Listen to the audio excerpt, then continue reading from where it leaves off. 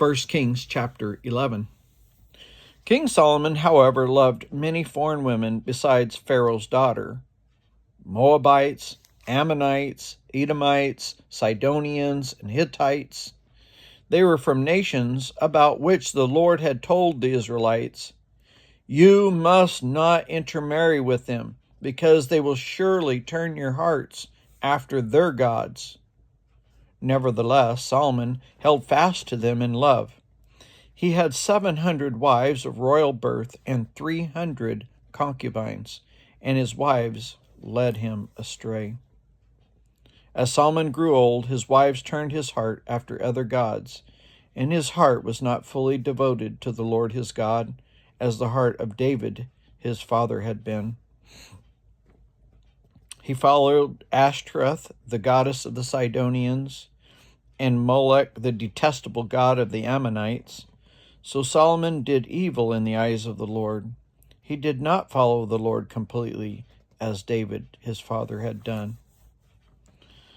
On a hill east of Jerusalem, Solomon built a high place for Chemosh, the detestable god of Moab, and for Molech, the detestable god of the Ammonites.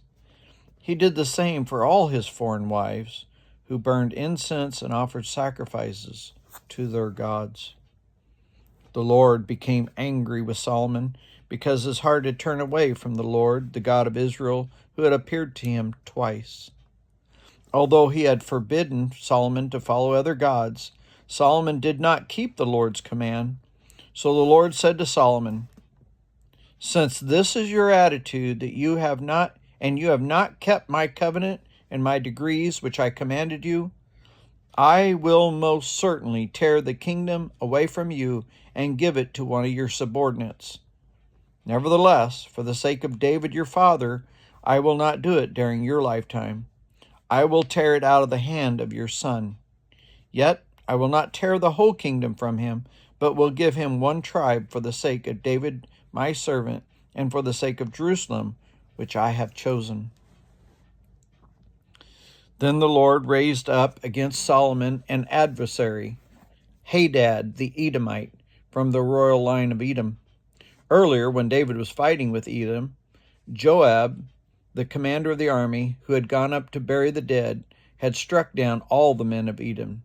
Joab and all the Israelites stayed there for 6 months, until they had destroyed all the men of Edom. But Hadad, still only a boy, fled to Egypt with some Edomite officials who had served his father. They set out from Midian and went to Paran. Then, taking people from Paran with them, they went to Egypt, to Pharaoh, king of Egypt, who gave Hadad a house and land and provided him with food. Pharaoh was so pleased with Hadad that he gave him a sister of his own wife, Queen Talpenes, in marriage. The sister of Talpenes bore him a son named Gunabath, whom Talpenes brought up in the royal palace. There Gunabath lived with Pharaoh's own children. While he was in Egypt, Hadad heard that David rested with his ancestors, and that Joab, commander of the army, was also dead. Then Hadad said to Pharaoh, "Let me go, that I may return to my own country." "What have you lacked here that you want to go back to your own country?" Pharaoh asked. "Nothing," Hadad replied, "but do let me go." And God raised up against Solomon another adversary, Rezin, the son of Eliada, who had fled from his master, Hadadezer, king of Zobah. When King David destroyed Zobah's army, Rezin gathered a band of men around him and became their leader. They went to Damascus, where they settled and took control.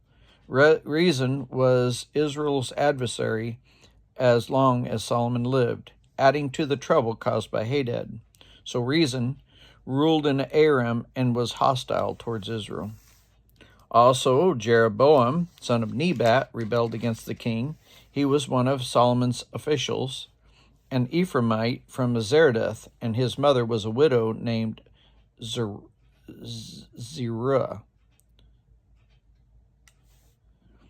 Here is the second. Here is the account of how he rebelled against the king. Solomon had built the terraces and had filled in the gap of the wall of the city of David his father. Now Jeroboam was a man of standing, and when Solomon saw how well the young man did his work, he put him in charge of the whole labor force of the tribe of Joseph. About that time, Jeroboam was going out of Jerusalem, and Ahijah, the prophet of Shiloh, met him on the way, wearing a new cloak. The two of them were alone out in the country, and Ahijah took hold of the new cloak he was wearing and tore it into 12 pieces. Then he said to Jeroboam, "Take 10 pieces for yourselves, for this is what the Lord, the God of Israel, says. See, I'm going to tear the kingdom out of Solomon's hand and give you 10 tribes.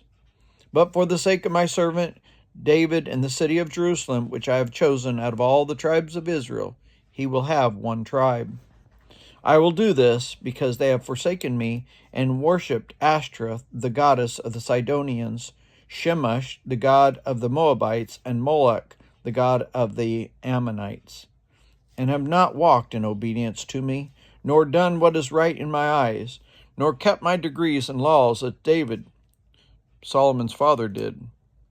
But I will not take the whole kingdom out of Solomon's hand.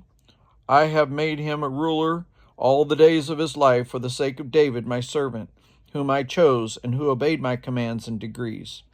I will take the kingdom from his son's hand and give you 10 tribes. I will give 1 tribe to his son, so that David, my servant, may always have a lamp before me in Jerusalem, the city where I choose to put my name. However, as for you, I will take you, and you will rule over all that your heart desires, and you will be king over Israel.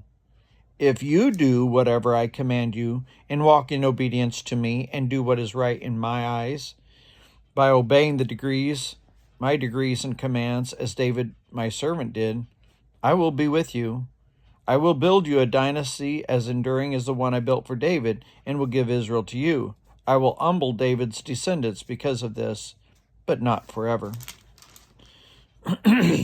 Solomon tried to kill Jeroboam, but Jeroboam fled to Egypt, to Shishak the king, and stayed there until Solomon's death. As for the other events of Solomon's reign, all he did and the wisdom he displayed, are they not written in the book of the Annals of Solomon? Solomon reigned in Jerusalem over all Israel 40 years. Then he rested with his ancestors and was buried in the city of David his father, and Rehoboam his son succeeded him as king.